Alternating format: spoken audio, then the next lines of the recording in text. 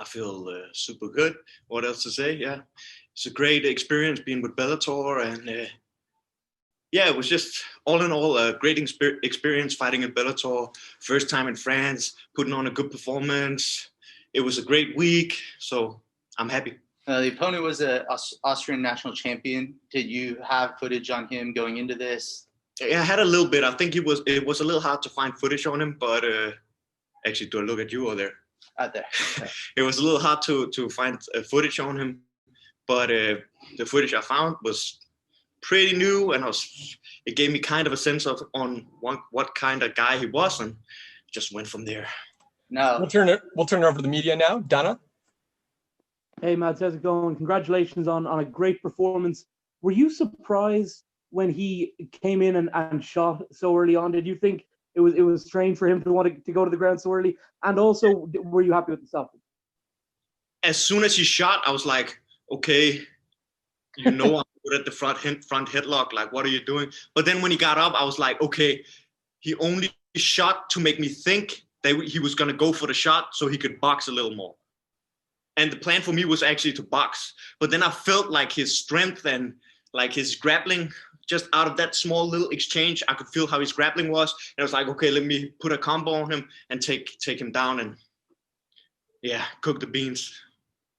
It's a historic event for many, many reasons. Of course, the big thing is that it's the first event in Paris with a major MMA promotion, but also it's the first time during this whole lockdown period that we've had mainstream MMA with fans in the building. Could you sense the feeling that something special was going on tonight or this afternoon? Yes, definitely.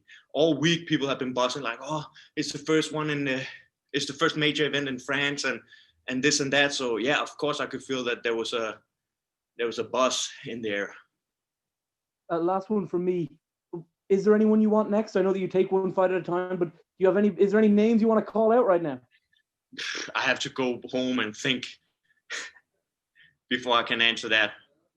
I don't know right now. Yeah. Jay Anderson. Hey, Matt, just a quick one from me. Congratulations on the win. When we spoke to Oliver Enkamp this week before the fight, he talked about wanting to fight at home for Bellator, mentioned rumors that maybe they were going to head to Sweden. How about a trip to Denmark? Is that a goal of yours to take part in a show there with Bellator? 100%. That would be a dream come true if Bellator came to Denmark. So all my hometown guys could come too, because like we're a clique full of broke guys. So if it's in Denmark, it's way easier and cheaper for them to come. So yeah, that would be awesome if Bellator came to Denmark.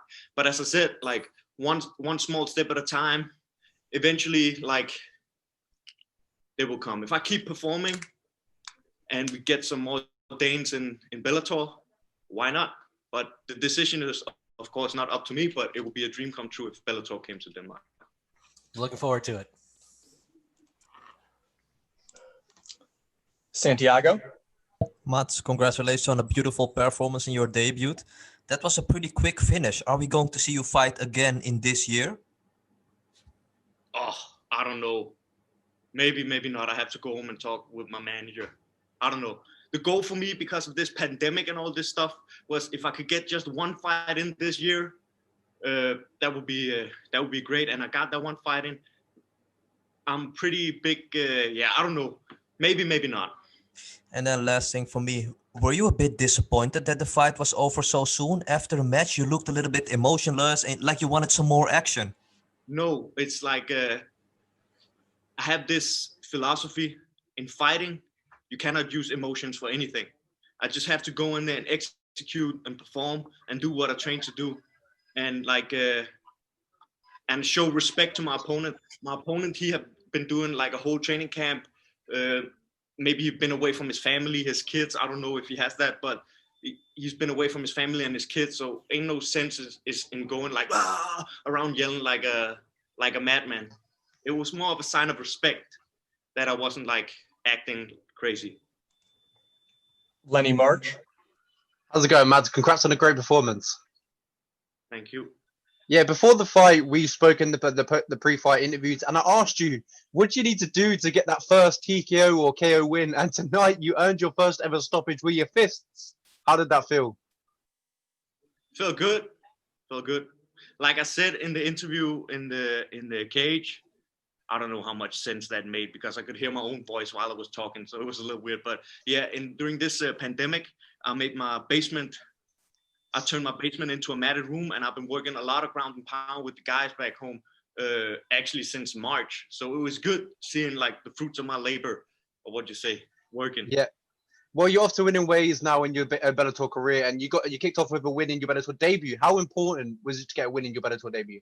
Of course, super important, and now I got it, so it's perfect. Thank you. That's all for me. Congrats. Thank you.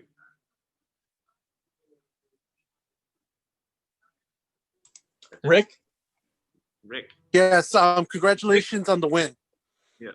What's up, Rick? My question is, did you go into your original game plan, or did you expect something more different from doing this fight tonight?